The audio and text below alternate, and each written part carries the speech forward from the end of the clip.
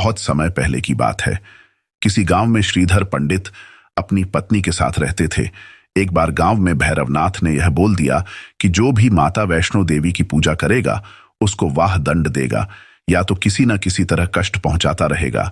सभी गांव वाले भैरवनाथ के डर से माता वैष्णो देवी की पूजा करना छोड़ दिया, लेकिन श्रीधर पंडित जी नहीं माने। तब उनके भाई ने उन्हें घर से बाहर निकाल दिया, यह बोलकर, अगर तुम्हें अपनी माता वैष्णो देवी की पूजा करनी है तो तुम यहां नहीं रह सकते। तब से पंडित जी पुरखों के घर में ही रह रहे थे।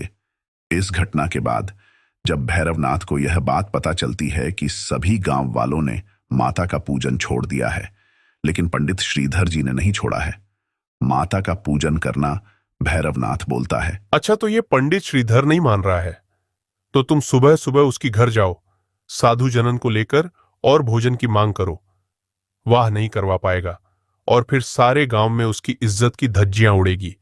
और अगर किसी तरह उसने भोजन का प्रबंध करवा भी दिया तो ये लो पुड़िया उसकी पत्नी को खिला देना, फिर वह कभी भी मां नहीं बन पाएगी। चलो चलो साधु, आज हम आप सभी को भोजन करवाते हैं, चलो। जय माता दी बाबा। हाँ हाँ पुत्र। बाबा, मैं आप सबकी क्या सेवा कर सकता हूँ? मैं आपकी सेवा करना चाहता हूँ। देखो बेटा, साधु के लिए सबसे बड़ी चीज होती है प्रसाद भजन। अगर तुम करवा सकते हो, भोजन करवाओ। हाँ हाँ बाबा, आई आई घर में बैठिए। सुलोचना, देखो हमारे घर में साधु बाबा आ रखे हैं और बाबा ने भोजन की मांग की है। घर में आए साधु बाबा को बिना भोजन के नहीं भेजा जा सकता है। तुम जब तक साधु बाबा की सेवा करो, मैं जब तक धनी राम जी से कुछ राशन उधर पर मांग लाता हूँ। धनी राम जी। हाँ बोलो, कैसे आना हुआ? धनी राम जी, हमारे घर पर कुछ साधु बाबा पधारे हैं, तो उन्हें भोजन करवाने के लिए कुछ राशन उधर पर मिल जाता तो ठीक रहता। नहीं नहीं, अगर पैसे नहीं है तो नहीं मिलेगा। सामान पुराने पैसे दिए नहीं और उधार मांगने आ गए। अब मैं क्या करूं? अब मैं भोजन कहां से प्रबंध करूं? क्या करूं? हे माता रानी कृपा करो, माँ कृपा करो। माँ मैं क्या करूं? माँ कहाँ से भोजन? माँ आप तो जगत जननी हो। माँ कृपा करो, माँ कुछ करो ना। माँ नहीं तो आज आपका यह भक्त हार जाएगा। माँ एक बेटा आपके सामने हाथ फैला रहा है, मदद करो माँ, मदद करो। चालू साधु यहां पर लगता है कुछ भोजन खाने के लिए नहीं मिलेगा। लगता है हमारा अपमान करने के लिए इन्होंने बैठाया है। नहीं बाबा, नहीं, बस वह आ ही रहे होंगे कुछ देर में राशन लेकर। सुलोचना बेटा, बेटा सुलोचना, बाहर आओ। हाँ माँ बोलिए, आप मुझे क्यों बुला रही थी? बेटी, ये भोजन मेरे बेटे ने भिजवाया है। वह किसी काम में लग गया था, इसी वजह से वो खुद नहीं आ पाया, इसीलिए मैं आ गई भोजन देने के लिए। लेकिन माँ, आप कौन हो? मैं श्रीधर की माँ हूँ। उसे बता देना कि माँ आई थी भोजन देने के लिए। माँ, आपने बहुत बड़ी मदद की, इधर रख दीजिए भोजन को। माँ, आप हमारे लिए भगवान के स्वरूप बनकर आई हैं। फिर सभी साधु भोजन करते हैं और गोरखनाथ भोजन करने के बाद बोलते हैं, माए मन तृप्त हो गया, यह लो, ये हमारा आशीर्वाद है, इसे खा लो, घर में सब कुछ सखी मंगल होगा। ठीक है गुरुदेव, जय माता दी। आप अभी आ रहे हैं और खुद आने की वजह माँ के द्वारा भोजन भिजवाया था। क्या क्या बोल रही हो सुलोचना? हाँ मैं समझ गया, माँ आई थी, वैष्णो माता यहाँ पर आई थी मेरी मदद करने के लिए। जय माता दी, जय माता दी। अरे देखो इस बाज को, श्रीधर का तो लगता है वंश खत्म हो जाएगा। इतना समय हो गया लेकिन इसका बच्चा नहीं हुआ। अरे बहन, ये तो पंडिताइन है, इसे क्या इतना भी नहीं पता कि जो भी माता रानी की नवरात्रि के व्रत रखता है उसकी सारी मुरादें पूरी होती हैं। सुलोचना माता जी के 9 दिन का व्रत रखती है संतान प्राप्ति के लिए। जिस दिन सुलोचना कन्या पूजन करती है, कन्या पूजन के बारे में गोरखनाथ भैरवनाथ से बता देता है। प्रभु आपकी दी हुई पुड़िया काम नहीं करेगी, क्योंकि अब सुलोचना और श्रीधर मिलकर नवरात्रि का व्रत रखें संतान प्राप्ति के लिए। नहीं, ऐसा कुछ नहीं होगा। तभी भैरवनाथ में कुछ मंत्र पड़े।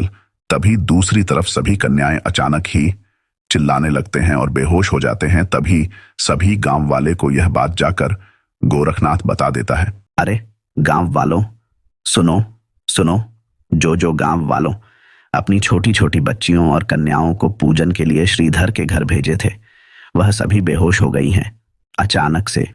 सभी गांव वाले अपने छोटी छोटी बच्चियों और कन्याओं को ले आते हैं और श्रीधर और सुलोचना से बोलते हैं कि कोई भी गांव वाला अब कन्या पूजन के लिए तुम्हारे घर पर नहीं भेजेगा। सुलोचना रोने लगती है। माँ, अब मेरा ये व्रत कैसे पूरा होगा?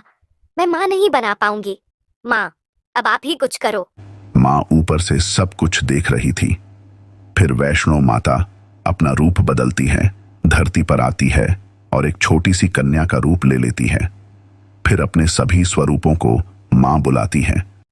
नैना देवी, आओ चामुंडा बहन, आओ चिंतपूर्णी, आओ मनसा माता, आओ ज्वाला जी, आओ कालरात्रि, आओ महागौरी, आओ सिद्धिदात्री बहन, आओ कात्यायनी। अरे सुलोचना, देखो कौन आया है।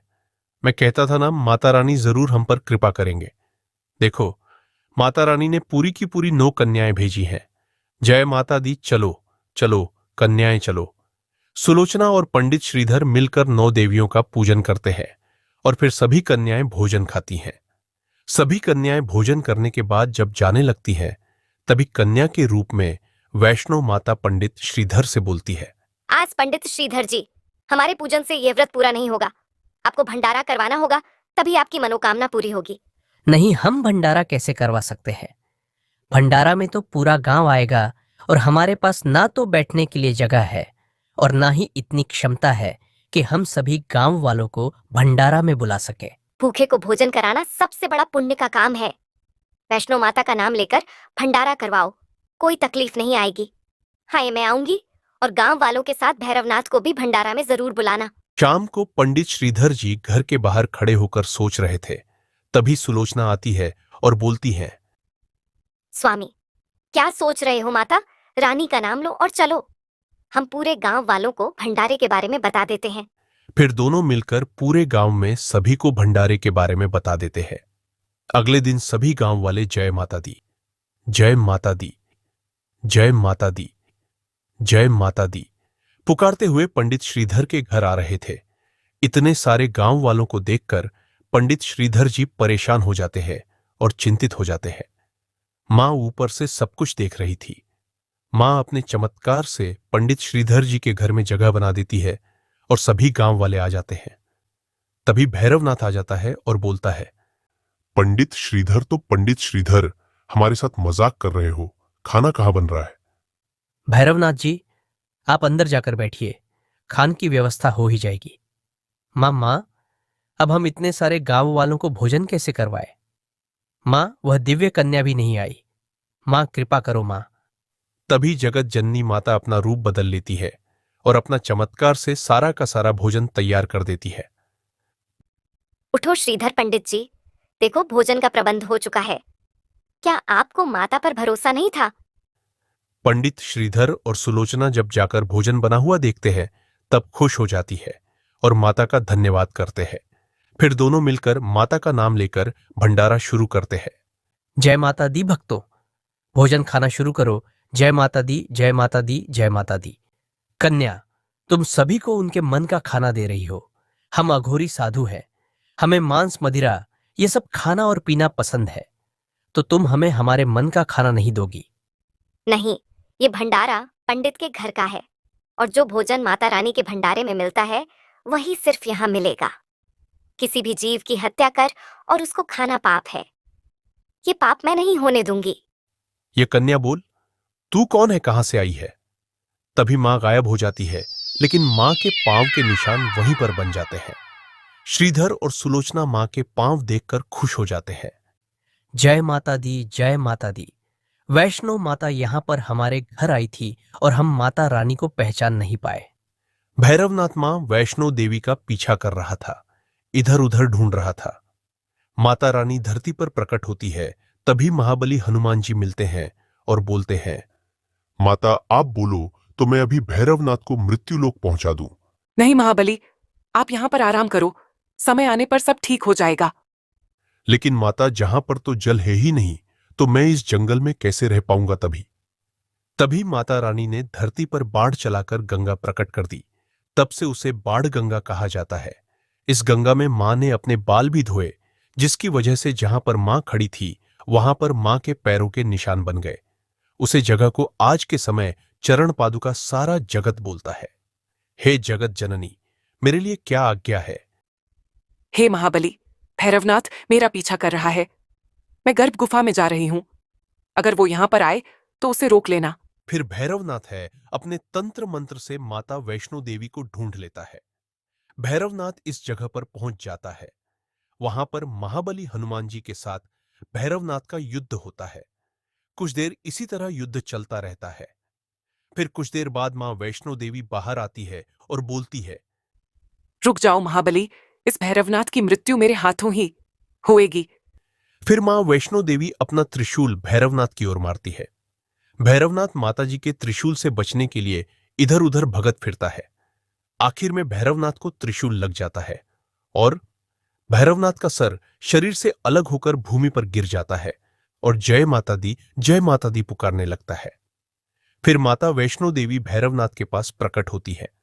भैरवनाथ माता वैष्णो देवी से माफी मांगता है और माता वैष्णो देवी से बोलता है कि माँ कुछ ऐसा करिए जिसकी वजह से सारा संसार मुझे दोषी न मानकर आपके साथ ही पूजा करे। माता वैष्णो देवी भैरवनाथ को यह वरदान देती है कि ऐसे मेरी पूजा के साथ तुम्हारी पूजा भी होगी। तुम्हारे और मेरे दर्शन करके अपनी मनोकामनाएं पूरी करेंगे, और तुम्हारा दर्शन करें बिना जो व्यक्ति चला जाएगा और उसकी यात्रा पूरी नहीं मानी जाएगी। जय माता की जय माता दी, जय माता की जय, वैष्णो माता की जय।